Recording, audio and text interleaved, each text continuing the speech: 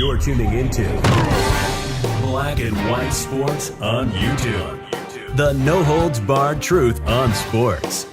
The main event starts now. I'm back. Rodrance for Black and White Live. Well, it seems a member of the ESPN college basketball team, a legendary broadcaster, has come out and slammed Brian Kelly and Lincoln Riley for taking new jobs, taking more money. I like to refer to that as capitalism, where I come from, but he calls it unethical somehow. Now, once again, very quickly, I still see Notre Dame fans are mad about Brian Kelly leaving, and I'm not sure why, because of the way he left. I understand that, I saw the video of him talking to his players and all that. I get it. That was tacky, okay? It was too short, and it could have been better. Absolutely. He needed a little better self-awareness, and, of course, we've seen the fake Southern boss hog accent. I did a video on that. Now, Lincoln Riley, I truly believe he left because Oklahoma's moving to the SEC. I think if that move wasn't happening, I don't think he'd have taken this USC job. I really don't.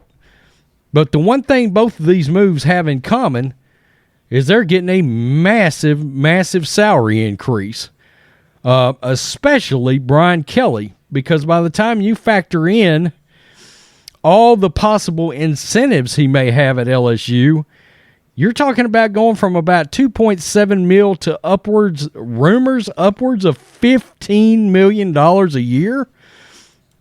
And Dick Vitale, Brian Kelly's not supposed to take this job? Look, I find that ridiculous. I really do. You should always be looking to better yourself and your situation in life. Brian Kelly's untimely departure from Notre Dame has certainly ruffled a few feathers, and among them is legendary college basketball announcer Dick Vitale. Vitale, who made his return to the broadcasting booth this month after announcing his cancer diagnosis in October, took to Twitter on Friday to call out Kelly and Lincoln Riley for their decision to move on to different college football programs. And this is his little tweet. Brian Kelly and Lincoln Riley leaving at Notre Dame football, at OU football. Wonder how you can just walk away from players that gave heart, soul, and blood to at the most vital time of the year. Yes, to some, money counts for more than what is right. It wasn't like they were starving, making millions. This is somebody that's worth $25 million, by the way, Dick Vitale. Vitale drove his point home, seemingly saying money was a driving cause for the departures. He goes on. Coaches with ethics, a la Jay Wright, Tom Izzo, Coach K, Mark Few, and many others, would never check out on their teams for dollars with a chance for glory after a super year. How can Brian Kelly give Notre Dame football players a 3-minute talk after they busted their guts for him? For him, it's easy money. Kelly is LSU's new head coach after signing a 10-year, $95 million deal with the promise of incentives, while Riley will take over at USC for a reported $110 million. They join Nick Saban as the top 3 highest-paid coaches. Well, look, I understand what he's saying, but the fact is this is the nature of college football. It has been for years. And now the salaries have taken a whole new step, and there's a lot of fallout from it. Not only with what's anticipated from college football salaries, but the NFL salaries for coaches is about to explode. Now, you could argue, hey, should any of these guys be making that kind of money? Well, maybe not, but the fact is, these college programs, basketball and football, at a lot of these massive schools are billion-dollar moneymakers, plain and simple, and these are the guys leading the charge. Again, I like OU. Hell, I got family from Oklahoma. But I'll continue to say, if they weren't going to the SEC, I don't think Lincoln takes this job. because I think he'd have went back to Oklahoma and said, look, USC's offering me this. Can you match it? And I think Oklahoma would have matched it. I truly believe that. And Brent Venables is getting the job. I think that's a hell of a good hire. I think OU will be just fine. And the kids up at Notre Dame seem to be quite happy with the fact that they're promoting from within there. Okay? They don't seem to have a problem with it. The thing about these moves is most of the time it's not going to be the right time. Okay? I understand you're during the season, but look, it's for lack of a better way of putting it, it's a shit or get off the pot situation. Do you want the job? You're being offered the job. The job is open.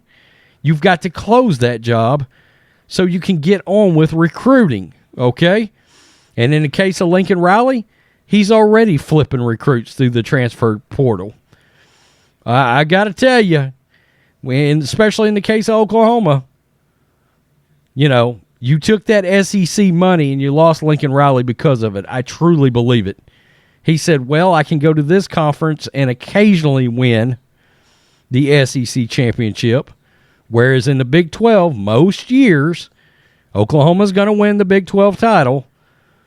Well, now he can go to the Pac-10 or Pac-12 and dominate. It used to be the Pac-10. But he can go out to the Pac-12 and he can dominate. It'll be him and it'll be USC and Oregon and occasionally a riser like Utah. I don't blame him a bit. I really don't. I think this is another ridiculous form of virtue signaling, in my opinion, from Dick Vitale. Let me be brave, stunning, and courageous and say all these nice things about guys that have been coaching basketball programs for years and years. Okay? And yes, those are massive money makers, and I get it. And probably only Duke rivals any of the football programs we're talking about far as money makers go. But if this is the going rate, this is the going rate. It is what it is, Dick Vitale. It is capitalism. I'm not the biggest Brian Kelly fan in the world, but I'm not mad at him over this move at all. You know, if I was a Notre Dame fan, you're mad because he left the way he did? Well, were you mad at him for leaving Cincinnati in the way he did to come to your program because it was the exact same way? See, that's how college football works. Not mad about it. I don't think Dick Vitale should be going out there and running his mouth about it. I mean, sure, you can have an opinion, but your opinion doesn't make a lot of sense. I mean, yeah, just pass a $12 million raise just to stay forever. I mean, come on. And no, we're talking about a move from wealth to generational wealth. I mean, my God, Brian Kelly and Lincoln Riley, their families are taken care of for good. I'm not mad at them over that. Tell me what you think, Black and White Live fans. Peace. I'm out. Till next time. Thanks for watching the show. Be sure to like, comment, and subscribe. Be sure to tune in next time on Black and White Sports.